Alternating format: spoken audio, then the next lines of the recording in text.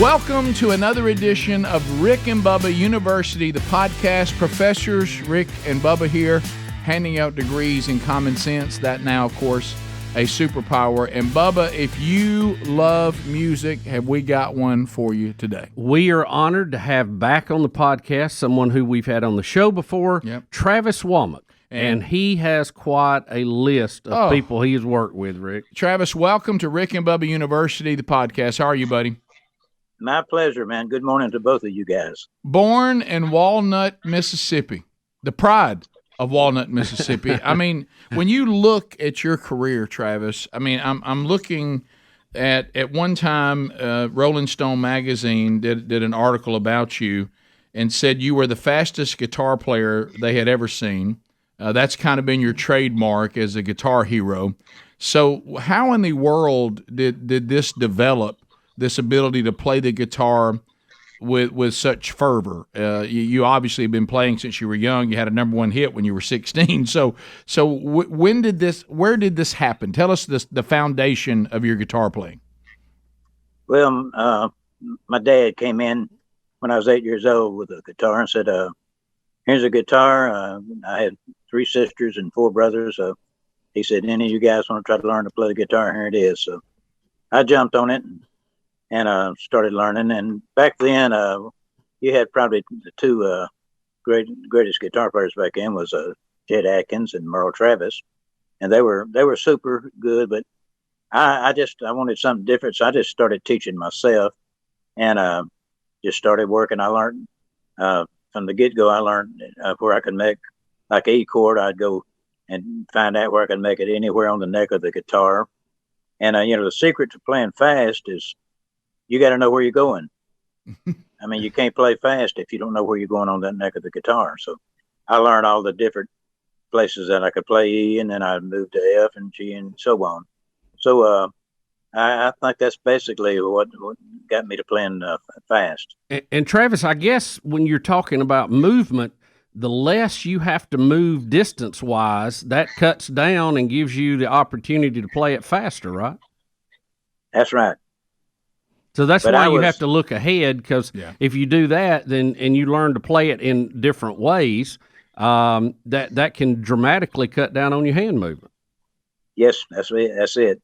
But I slept with that guitar. My mom said she'd come in some nights and I have that guitar in the bed, and she said, my little feet would be thumping, patting. I was playing some song in my dreams. So that was. Yeah. Go ahead. Do you think, Travis, Bubba, obviously there's an art to it, as you talked about, Bubba just talked about, but do you think too that, we see this where somebody, like when in sports, they'll say there's a difference in the person who's the hard worker, he gets after it and he maximizes his ability, but then there's something called the phenom. The phenom's good at it and doesn't even know why they're good at it, and then when they begin to work on it, they're able to go to places that even the hardest working people can't go because they haven't been given that much talent. Do you think you also had just a God-given natural ability to do this? Sure. I mean, I thank the old man upstairs for keeping me healthy through all these years. And yes, and the main word I use for young people wanting to learn, desire. That word right there. You got to have the desire to just keep going at it. If you get, uninterested, go back, pick it up, and try something different on it. Well, throughout the history of music, the Muscle Shoals era, I mean, we've seen the documentary. There's been books written about it. Tell me how you kind of got into that world. I know you were a professional. Is the bio exaggerating this? You were playing professionally at 11? Yes, I was the youngest member to ever be voted into the Musicians Union. They had to vote me in at the national headquarters in New York. I was living in Memphis, born in Mississippi, and my parents moved to Memphis when I was young. I was with a band up there, the top DJ. His name was Eddie Bunn, and his group is called the Stompers. And he found me, and he became a manager. And back then, the Musicians Union was really tough. And they came to him one night and they said, look, they called me Little Travis back then. They said, Little Travis can get up and sing with you guys, but he can't play his guitar and sing. So Eddie said, "How come?" And he said, "Well, he's not in the union." He said, "Well, we've tried to get him in the union, and y'all tell us that he's not old enough." So we got a lawyer, and to make a long story short, got me voted in New York, and they let me know that I was the youngest member to ever be voted in. There's never been anyone younger than you to get into that union. 11 years old. Back then, I was it. So I don't know, through the years there's been younger ones. Right. And then by the time you're 16, you have a #1 hit? Yes, sir. Invented my own distortion fuzz unit out of an old tape recorder. And also that record, Scratchy, I've been credited with it being the first one to have reverse tape on it. We did a saying on the record and then did a reverse tape on it. So that was before the Beatles. Well, so what? So you did a backmasking on it, Travis? Yeah, there's a thing. If you listen to it, we did a saying on it and then reversed it.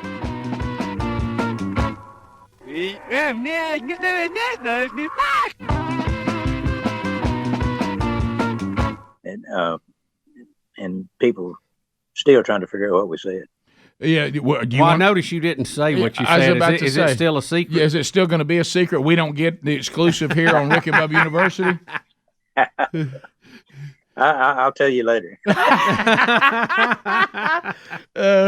When you think about how many records that you have been on, okay, and I know you started teaming up with Rick Hall and at his Fame Records, but there is people have tried to figure this out, and they think that your guitar licks have been on so many records that your guitar is part of over 60 million copies of music. So that's almost hard to imagine. Yeah, I don't even know when you look at the list.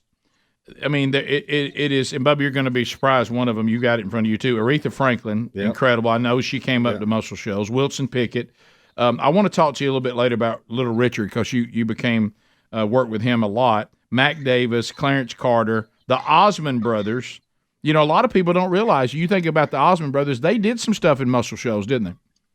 Did you know that One Bad Apple that sold more records than any record has ever been cut in Muscle Shoals? I did not know. I know that was a big song. I didn't know it's the one that sold the most out of Muscle Shoals. I think Billy Lawson here at Wishbone, I think he looked it up and 8 million. Wow. And that was the intro to their we used to watch their cartoon on Saturday morning, and that was the intro to their cartoon. Yeah. One Bad Apple don't stole a whole bunch of gas. It was really wild. Rick Hall, he told us, he said, they got a group coming from Utah, and he said, they're Mormon religion. He said, guys, I don't want to hear any cussing going on. He said, if I hear the first curse word, y'all going to be in trouble. So they came down, and but you talking about some guys that could sing, and they were also players. They could play, but we were the rhythm section on the stuff. The only rhythm track that they played on, I had been doing some shows with Billy Joe Royal, and Billy Joe had a hit called Yo-Yo that Joe South had written. And I loved the song. And so I told Rick, I said, Rick, Yo-Yo would be a great song for Osmonds. And so I brought the record and let him hear it. So we cut that, and the Osmonds were the musicians. Only studio musicians was me and bass player Bob Ray on a Yo-Yo by the Osmonds. And they were super players as young as they were then. We got to meet Donnie. He was actually in studio several years ago, and it's super nice guy, super nice. Well, the thing, Travis, I didn't realize the musicianship because honestly, watching it, and I've always really been into music and played in bands and all that. When I saw them, I thought, well, they're really, they're really singers, and it's these brothers, and they've got great songs that have hooks. But when I would see them with the instruments, I almost wouldn't take it serious. I almost thought, well, that's more prop. They probably have backup musicians. But you're saying their musicianship was actually really good as well. It was. They were very, very good. They knew what they were doing, and of course their harmonies and everything was just unreal. And now, did you deal with their dad at all? Do you remember him being up there? I understand he also, they were. I I've got a story I can tell you all about. Okay. About Mr. Osmond. We like I said, Rick Hall had told us no profanity. Control yourself. So we had recorded a couple of tracks, and we were in Studio B. Rick sent us over there while he was putting the Osmonds vocals on.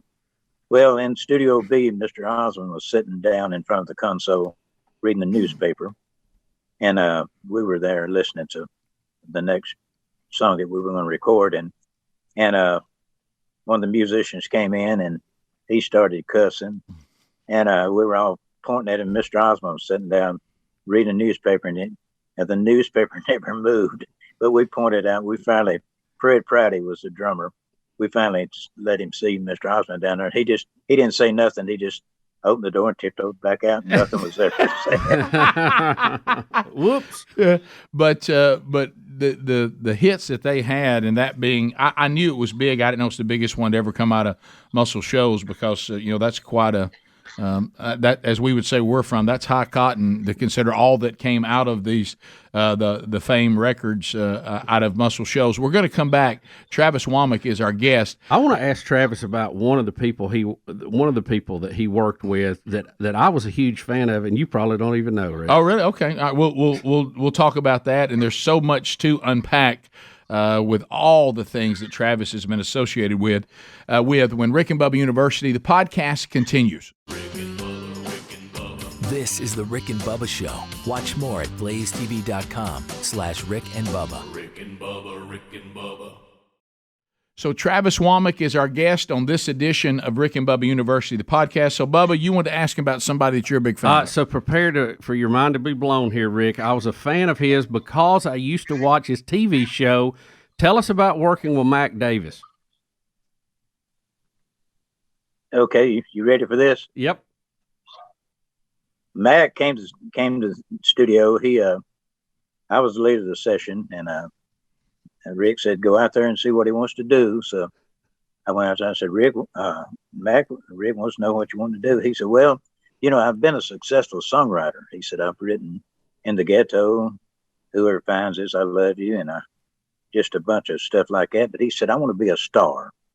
And he said, "If you guys," he said, "y'all are so hot right now. If y'all could cut a hit record on me, I know this sounds like I'm blowing smoke, but I'd buy every one of you studio musicians a Cadillac." And so I said, "Well, that's great, man. We can't guarantee you number one record, but we'll do our best, And I said, "But you need to do something with a hook on it." I said that people can sing along with, because at the time that was the songs that were happening, something that you could be driving along and sing along with the chorus of it. And so he came in the next day. He's kind of making a joke about it. And me and Rick were standing out there, and he said, "Well, I wrote one with a hook to it." And so he was, like I said, he was kind of making fun of it. He started singing it. And me and Rick looked at each other, and "That's a hit." And he said, "What?" We said, "That's a hit."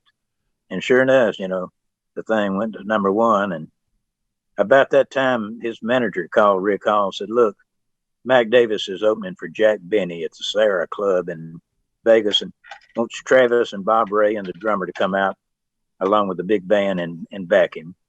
And he said, "Let me check and see if they want to." Sure, we wanted to. So we go out there, and before we left, the other studio musicians said, "Hey, be sure to remind him he owes us all a Cadillac." So about the second night, I got to talk to Mac. I said, "Mac, you promised us a Cadillac." And each musician, I said, they're waiting on it. He said, "Well, you misunderstood me, Travis." He said, "I'm going to send one Cadillac to Fame." And he said, "You guys can take time about riding, using things." We never seen that one either. And of course, Mac's gone, so we won't get our Cadillac. Oh no! So he came in. Mac was a Cadillac no-show. Yeah. Huh? So he acted like he came in almost doing a parody of you saying it must have a hook, and of course you're talking about the song "Baby Don't Get Hooked on Me," right? And exactly. And so he was just cutting up about y'all saying it's got to have a hook, and you said, "Hey, there it is." Yeah, exactly. But he was a super nice guy. Back then, it was dry around there, and the only place you could get a beer or something was a state line. So we were playing up there on the weekends, so we'd take him up there, and he loved that. So what do you think it is? There's so much more we're going to talk about. Baby, but what don't do you, get hooked on me. What? No Cadillac for Travis and the boys. What do you think? What do you think was? What did you guys? Because I've seen the documentary. I've heard all the biggest of the big saying that you guys, that group of musicians at that time in Muscle Shoals, you had a sound that became sought after. And I'm pretty sure, if I remember right, I may have it may be out of chronological order, but when the Staple Sisters released you guys playing that just the way that sounded on the, what's the song? Let's take me there. What is it? I'll take you there. I'll take you there. And when they heard the way you guys sounded, everybody wanted that sound. What do they mean by that? What sound were you guys producing that became so sought after? Well, that was recorded at Muscle Shoals Sound. Yeah, and a bit. I think what it was, we were all poor. We didn't have the money to go to music colleges, and everything we played was from the heart, and we felt what we played. And back then, the musicians produced most of those records. Like Rick Hall of Fame. Rick was smart enough to let the musicians, we'd get in there and we'd throw stuff around and back and forth. And, we spent a lot of time on them. And, the records, the tracks proved, that there's a lot of time went into it. And it's just, something like that is, it's from the heart, not the charge. Yeah. And of course it became the craze. Everybody wanted to come work with you guys to try to find that same sound. And let me ask you that on this. And I understand what you're saying about a sound. Yeah. But how can you have the same sound for Liza Minnelli, the Osmond Brothers, right, and Mac Davis? I mean, that just you had that's a wide ranging sound. You guys could just do it all, I guess, right? It is. You had to be, as many artists as we had coming in there, different styles. You had to. I would always try to, like Liza Minnelli, I'd try to do something different, on her session that I would on Tom Jones or somebody, We had Why, but did he just say Tom Jones? Come down. He just said Tom Jones, Bubba. We'll have to unpack that in a minute. we had artists come down. Capitol sent them down, and they'd told Rick, they said, look, Blue Rawls is wanting to come down and get that sound y'all are doing, but he's the hardest man in the world to work with. And said, just got to handle him with kids' gloves. So Blue Rawls came down, and Rick told me, he said, you later in the session, go out there and find out what he's going to do. So I went out there and introduced myself.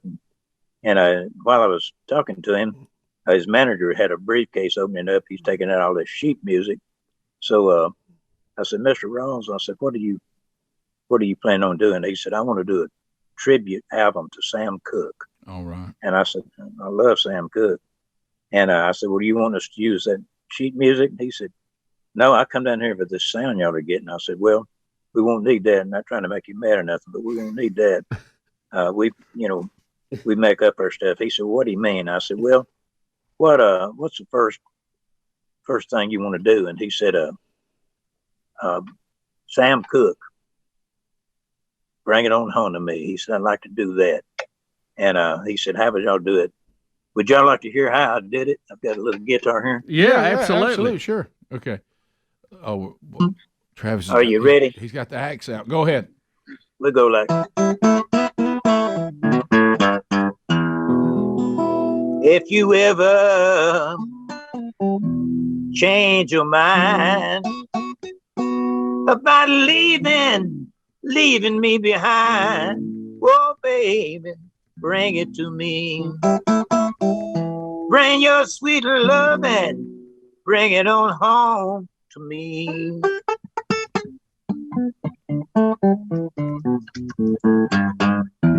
Come on with that. If you ever change your mind, speed it up. But he loved it. He was the easiest guy in the world to work with.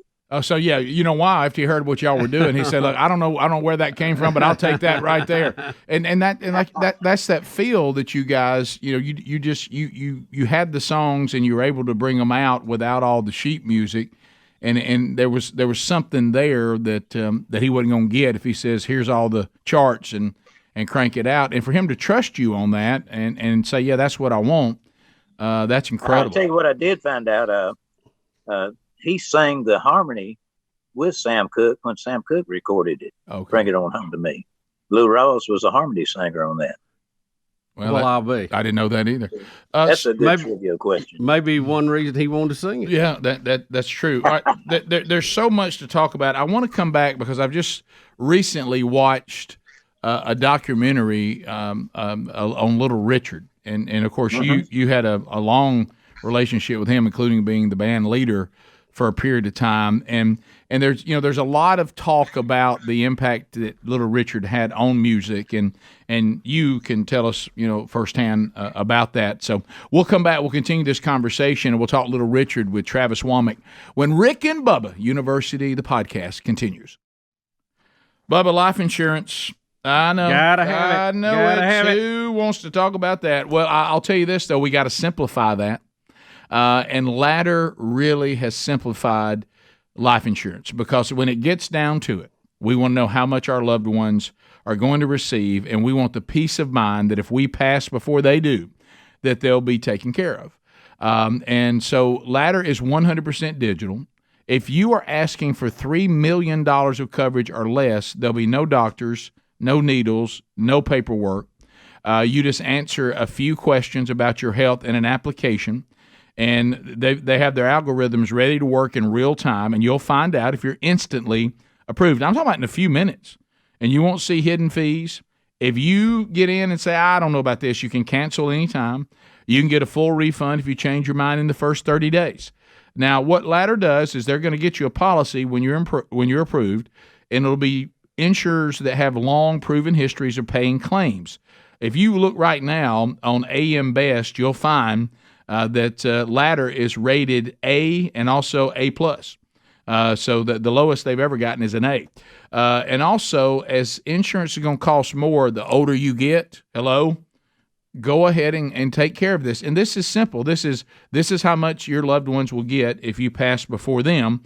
Ladderlife.com/Rick Bubba. They couldn't make it any simpler. Find out if you're instantly approved right now. That's LADDER life.com/Rick Bubba. Travis Wammack is our guest, legendary musician who has played guitar and has worked with the best of the best. As we said, Rolling Stone magazine did an article that he was the fastest guitar player they had ever seen. That was Greg Shaw's article about him. So I want to talk Little Richard a little bit with you because you traveled the world with Little Richard as his band leader during the period of 84 to 95. And Bubba, they even played the President Bill Clinton inauguration party, so that was a party. That's a pretty big gig. That was a party. But I know you didn't start playing with him till 84, but obviously you spent time with him. Do you think it's accurate that he does not get all of the accolades he deserves for being so groundbreaking on what now is popular music? Even Elvis was impacted by him.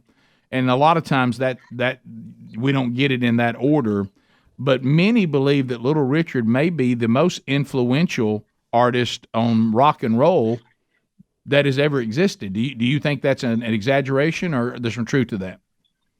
Little Richard, in my opinion, was one of the greatest rock and roll singers ever. He was, nobody could sing like Little Richard. His range was unreal. He could go up there big time. And he just, you had so many artists that loved him. George Jones loved Little Richard. As a matter of fact, we did an album back in, I think it was in the 80s.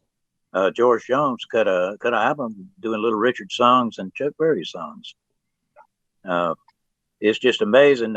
In my opinion, I always tell people a song I wrote called Greenwood, Mississippi, that Little Richard had recorded. And then 2 weeks later, Tom Jones comes in to fame. He says, I heard Little Richard's here. And I said, yeah, he recorded one of my songs. He said, what was it? And I said, Greenwood, Mississippi. He said, oh, I love that title. Let me hear it. So I played it for him. He said, I want to do it. So I tell everybody, I figure I had the two greatest rock and roll singers ever to sing one of mine and Junior Lowe's songs, Greenwood, Mississippi. Yeah, traveling the world with Little Richard. Talk to me about him as a showman. I mean, he obviously was one of. He was wide open. He was wide open, and I guess you being a fast guitar player really came in handy because it sounded like to me that when he hit the stage, he wanted here we go. I mean, and his showmanship just seemed to be unmatched. It was, we never had a set list. We never knew what Little Richard was going to do. I mean, there'd be thousands of people out there, but he knew that we was right there. The first time I met Little Richard was 1970. He come to fame. We recorded an album called The Real Thing album, and that was the album where he had recorded a song Greenwood, Mississippi that me and Junior Lowe wrote. And I never heard from him till about 1983, and he called and he said, first thing he asked me, he said, "Travis, do you think my music is the devil's music?" And I said, "No, Richard. When I hear Tutti Frutti or Good Golly Miss Molly, I think of good times." He said, "Well, I'm an ordained minister, but," he said, "I've got a scripture book I've printed up." And he said, "I'm going to start back doing rock and roll. I want you to put me the best rock and roll band you can get to back me." And he said, "I'm going to travel all over." And he said, my brothers will be passing out these scripture books. And if I can just save one or two people each show, he said, then I feel like I can do rock and roll. So that's what I did, put him band together. And we went all over the world. And he did just that. I mean, there would be tons and tons of those scripture books. We played Vegas, and two of the big guys came back here and they said, "Richard, we understand you pass out these scripture books. Well, you can't do it here." And so Richard said, "Okay." So he left, and Richard looked over me and he said, "They don't know me." That night the scripture books were passed out. He had his two brothers and they were passing them out. Yeah, I saw, and Bubba, somebody called this in, and I want to be sure I have this right. If I'm not mistaken, when he decided to become a minister, he went to a Christian college in Huntsville, Alabama, right? Yes. I think it was Oakwood. Yes, that's right. Mm-hmm. And I think he's buried there now, right, in that area? And I think that's why, because that's where he went to kind of seek redemption, and he felt like that he was on the wrong path. The whole time that I was with Little Richard, he kept a Bible with him, never seen anything out of the ordinary, and we always had prayer before we did a show, always before we got on a plane, because he was scared to get on a plane. I think maybe that scaredness wore off on me, because that's why I quit him. I got to where I was scared of flying, couldn't get on a plane, so I had to quit. Yeah, Travis, let's face it. There's a history there of rock stars and airplanes that haven't gone real well, and right. It ain't very promising.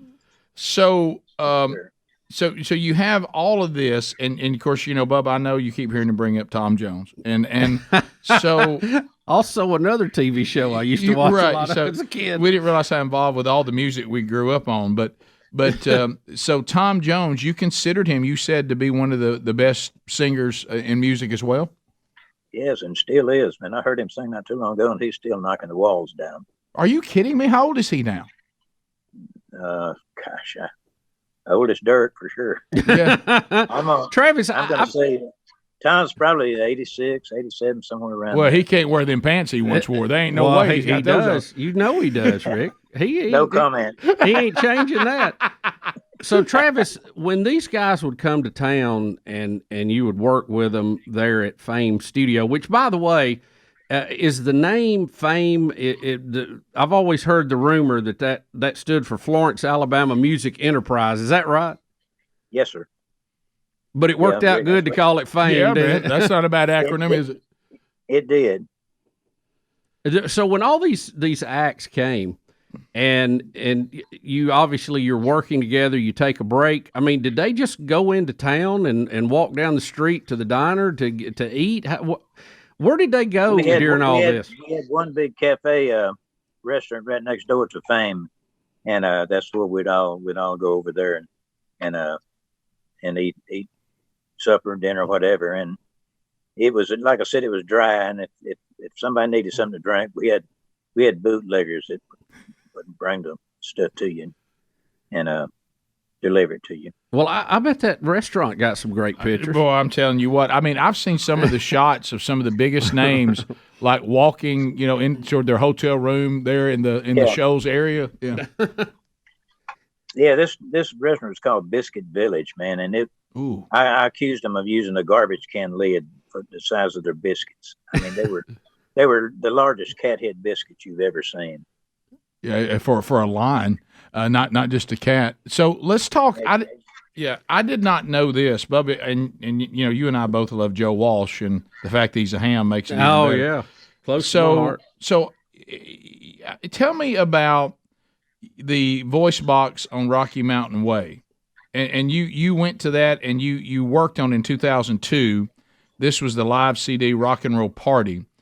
So we all know the Rocky Mountain Way, and when the voice box part's in there, and we love that. And you went in and did something different with it. What happened there?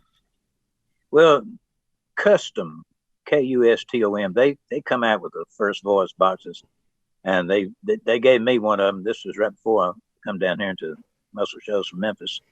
It was called The Bag, and it was a psychedelic colored, big old, looked like a water bag, and had fringe on it. It was a sight, ugly, and they gave Iron Butterfly one, and I don't know who gave that to, but I come down and I tried to get Rick to let me use it on some of the stuff, and then Rick said, "Nah, it sounds like Donald Duck." And a couple of years later, man, I brought my little cassette player in there, portable, and said, "Rick, listen to this." He listened. He said, "That sounds like that Donald Duck thing." I said, "Yeah, it's who's a guy from England." Peter Frampton. Yeah, it was him. I said it's number one this week. Yeah. Do you feel like I do? Yeah. But I play it different. I can make the thing sing in tune. I call it my little alien voice, but it's really different. Yeah. When those first came out, I remember I was kicking around in bands, and I think why Rick Halls was concerned is once we started playing with it, our guitar player started trying to work it into every single song. Yeah, overdoing it. And we're like, okay, I know we all got a new toy, but we can't try to work this in. You can't wear it out. Travis, talk a little bit about the technology that's changed too. Yeah. I mean, when you guys first started, you're dealing with reel-to-reel tape, and then the multi-track stuff comes along, and look at it now being digital. I started out at a little garage in Memphis, a single track reel to reel. It was Firmwood Records, and no headphones. Then I moved up to Sonic Studios. He had two reel to reels. We'd bounce if we needed something. And through the years, Pro Tools, we're out here at Billy Lawson's Wishbone Studio today. Billy's got all the stuff, and Billy's one of the successful country songwriters, and he's the hardest working man in town and the busiest. If I do, I've kind of retired myself from doing any sessions. I'll do an overdub or two out here for Billy, and it's the place. A lot of good studios are coming back in town, so it's one of them places that you're gonna find something sooner or later that you like. We'll come back. We'll finish up our conversation today with music legend Travis Wammack. When Rick and Bubba University, the podcast continues. This is the Rick and Bubba Show. Watch more at blazetv.com/Rick and Bubba. Rick and Bubba, Rick and Bubba. So we're talking about music. Why not talk about earbuds? Raycon, their premium audio earbuds. Now, Bubba, do you know what I mean when we talk about? I never remember it being called a dupe, but that's what everybody calls it now. Yeah, that's the hip word. Yeah, that's when they want you to pay more because of what the brand name is. When there's another version of it that is just as good, that's less expensive, but you're paying more just to have a name on it. Well, watch out for those. Listen, I know the other premium audio brands, they're very expensive, and they'll say, oh, you got to have this certain brand name. But Raycon earbuds are premium audio. You're not downgrading, but boy, are you paying less, about half what the other premium audio brands cost. And they've got all kinds of things that I think are even better. I mean, the gel tips that are customizable, they fit more comfortably. They even offer, if you want to, some buy now, pay later options. You could pay as little at checkout as $18 to have a pair of premium Raycon earbuds. And of course, they've got the customizable sound profiles. They've got the noise isolation, awareness mode. It's crystal clear quality. They're water and sweat resistant. 8 hours of playtime for about half what the other premium audio brands are charging you. And because you've picked this podcast, buy Raycon.com/RickBubbaPod, buy Raycon.com/RickBubbaPod, and get another 15% off your Raycon order. That's buyraycon.com/RickBubbaPod. So our final section of this podcast with you wanted to say session. I did you? so bad with Travis Wammack. I want to be hanging out and picking guitar legend who's played with so many people and done and has a music catalog of his own that is quite impressive. He's literally traveled all over the world with some of the biggest names, being band leaders and. But what I'm going to say is probably an unfair question, Travis. But I know what you're going to ask because I was going to ask the same thing. Who do you consider to be the greatest guitar player of all time? Excluding yourself. Excluding yourself. Or Griffith's the top 5 in your Hall of Fame. Yeah, I was fixed to say me. Yeah. Well, exclude you. Well, most people say you. Yeah. But when if someone came to you and said, all right, there's the people in the Eddie Van Halen camp. There's people over here that are in the Jimi Hendrix, and then there's people I tell you probably an overlooked guitar player that maybe we hadn't thought of. What do you think? I kind of like Tommy Emmanuel. And there it is. I've never what? Help us with that one. He's very versatile on the stuff he does. And there's some great players out there. How would we know him? Who is he? Is he a studio? Is he a studio player? guy? What is he? He plays acoustic guitar and electric, but yeah, he's been around for a long time. But just an unreal player. He's usually by himself, and he does so much with that guitar, acoustic guitar, drumming, and everything all together on that guitar. But if you hadn't heard him, check him out, Tommy E. Emmanuel. Tommy E. Emmanuel. Yeah. Yeah. Wait a minute. Have I seen Have this? I got time to say thanks to a couple of people? Of course Yeah, you do. absolutely. Go ahead. Christy Spencer and Larry Hunt. They're the two people that kind of got me in touch. Told me that y'all were trying to look me up, find me. So thank y'all. Well, I know that one of your greatest pieces of work was the Rick and Bubba song that you did for us. You might not even remember doing that. I don't know if you even remember doing that, but we still play it. Oh, we do. We love it. I've got my drummer's from down in y'all's neck of the woods. Chris Forrest, he's sitting over here with me. Oh, hey, Chris. And he always lets us know what you're doing, and if we mention your name, he'll reach out to us and let us know. So how old are you now, Travis? I'm 78 and proud of it. Travis, you look good. You do. I hear you.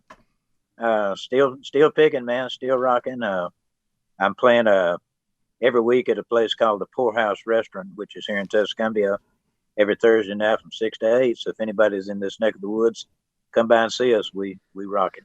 Travis, we need to come up and if we could catch you one day, you didn't have anything to do, I'd love to get a tour of some of those studios.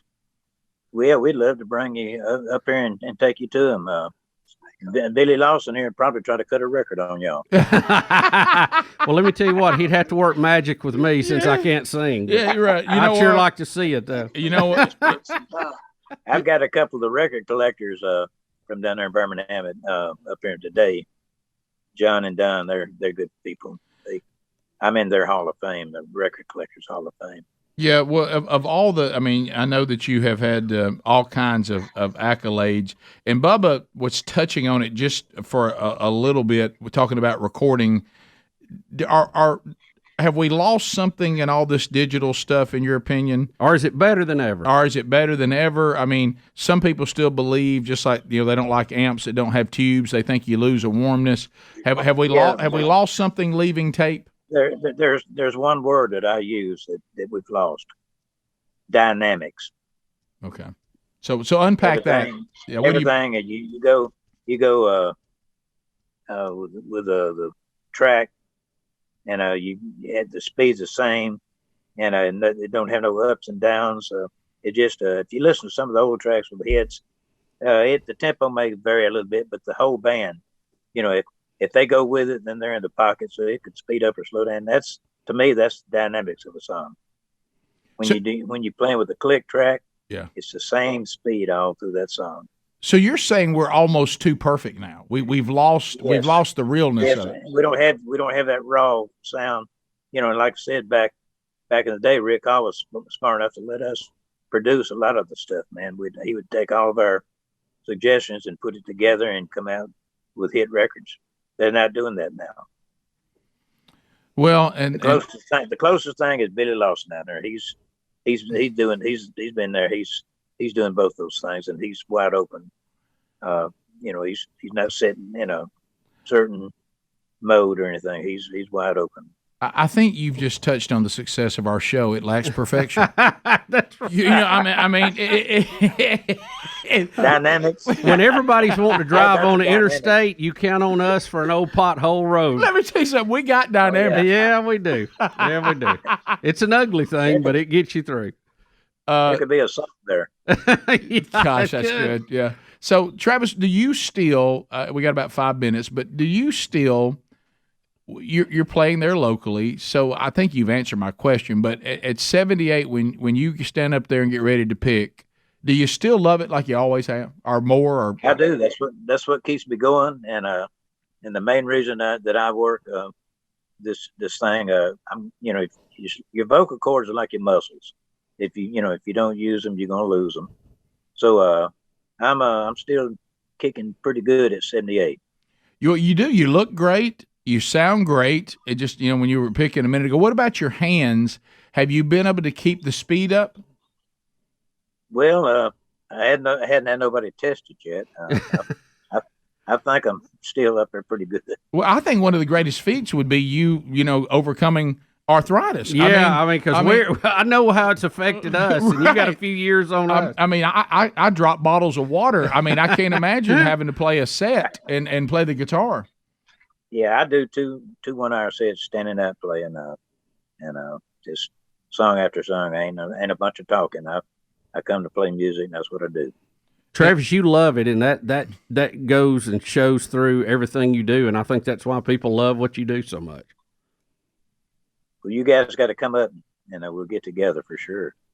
So when you do a music set, do you go and pull from all these artists you work with, your originals? What or do you just say? I mix it up, but I do a lot of cover songs, but I do them my way.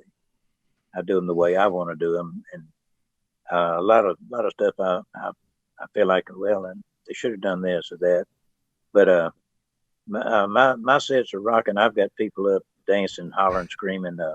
It's pretty entertaining to come see a bunch of old guys up there, gray-headed guys, tearing the walls down. Well, you know what? You've earned it. I kind of want to go watch. I do too. So, Travis, we just can't thank you enough for all you've done for music, obviously, but for taking time to be with us and for honoring us and doing a Rick and Bubba song. That is awesome. I feel like we're in pretty good company. Travis Wammack, thanks for being with us, and give our best. Love you guys, man. Back at you, love brother. you too. And thanks to each and every one of you that's taken time to be with us on this edition of Rick and Bubba University, the podcast.